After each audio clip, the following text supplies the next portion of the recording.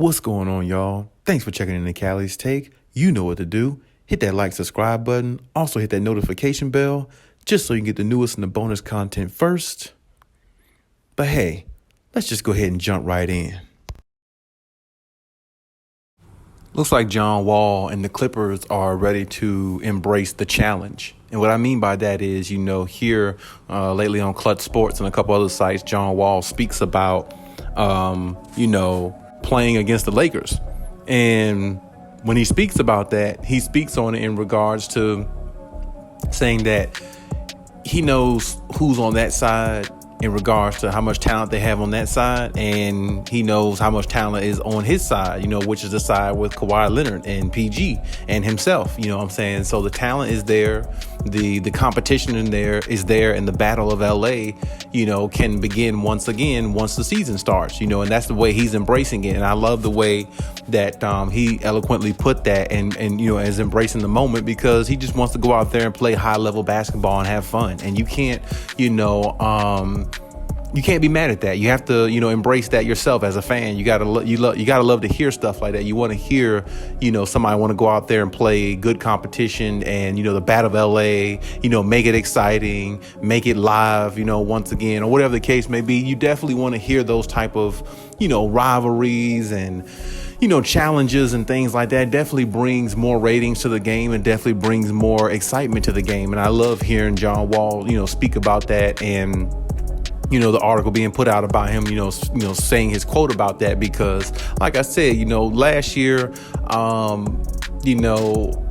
like I said before, I definitely wanted to see the Battle of LA in a playoff series. I definitely did. I mean, we all did at one point, until the bubble happened and all the other type stuff. But it was gearing up to be one of the best, 7-game series ever, if it ever would have happened, but it didn't. So what I'm saying is now there's a possible chance that it can happen this season, but the Lakers got to be tremendously better. And on top of that, they have to be tremendously much more consistent, on the defensive end, because if they're not, they'll just have the same reenactment of last year and losing the teams that they shouldn't lose to, and the teams that are better than them or as good as them definitely beat them, on any given night. So the Lakers got a lot to do to catch up to where the Clippers are, but at the same time, the rivalry is always good. It's always good to see, the Battle of LA, especially when all the superstars and everybody is healthy. I love to see Kawhi versus LeBron again.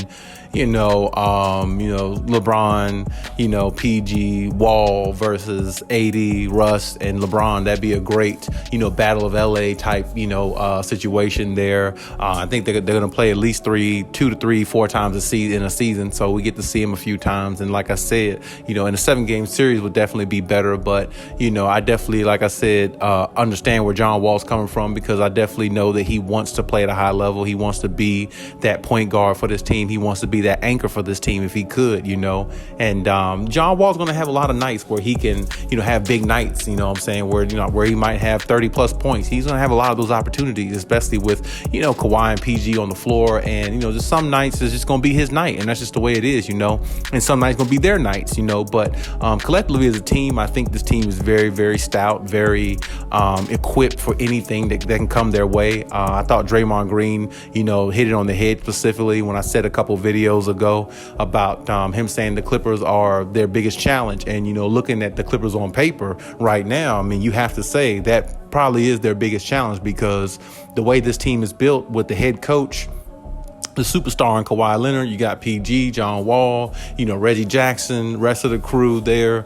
I mean, and the culture is good. The culture is alive. And like I said, they're really just adding to what they have. And, the way Ty Lue coaches, he's getting the best out of these young players that he has. I mean, I'm looking at Brandon Boston Jr. from 2 summer leagues, and this dude is dramatically improving every time I watch him play.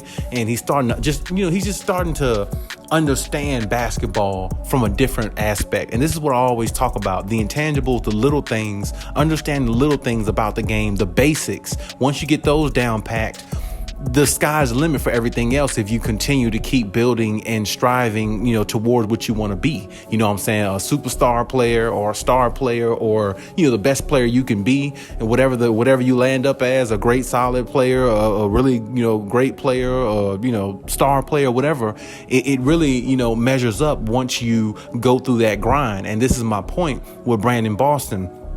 I feel like with him, he's one of those young players. Now, there's other young players on there too, but, I definitely already saw the emergence of Terrence Mann and Luke Kennard. So I'm not really too worried about them. But, Brandon Boston will be one of those X Factor special weapon type guys that they have in their lineup that at their disposal that they can throw at teams sometime and throw a little bit of,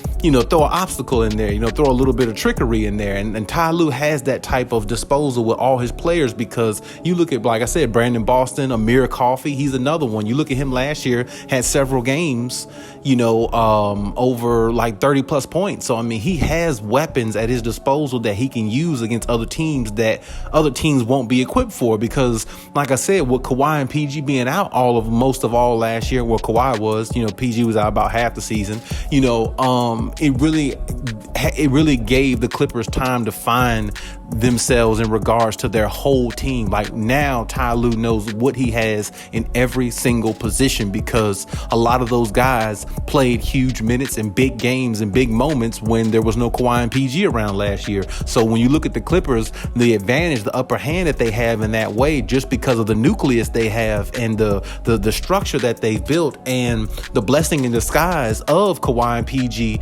being hurt, which I know sounds crazy, but it really helped build their team a lot more and made them more well-rounded. So, like I said, with all those guys playing big moments in crucial games and, played in the play-in tournament, played meaningful basketball, they got a taste of experience of what it's like to want to go out there and win. And they didn't win in the bubble, but they got the young guys on there, especially on the Clippers, got experience in regards to what it's like to, go into battle as a team, not come out successful, but knowing that they had the confidence to beat anybody they play against once they get healthy and get their superstar back in Kawhi and get Paul George back as well. So it's going to be a battle. It's going to be great to see. I can't wait. I'm definitely with John Wall, the embracing of the challenge, and I know Kawhi and PG is, along with LeBron and Lakers on that side. So let's just get ready for, when they play against each other, because we know it's going to be fireworks, and we know, the drama is going to come with it and all the excitement as well. But hey, that's my take on everything. Leave any comments in the comment section. Check out my other videos if you haven't. And hey, Khaliis out.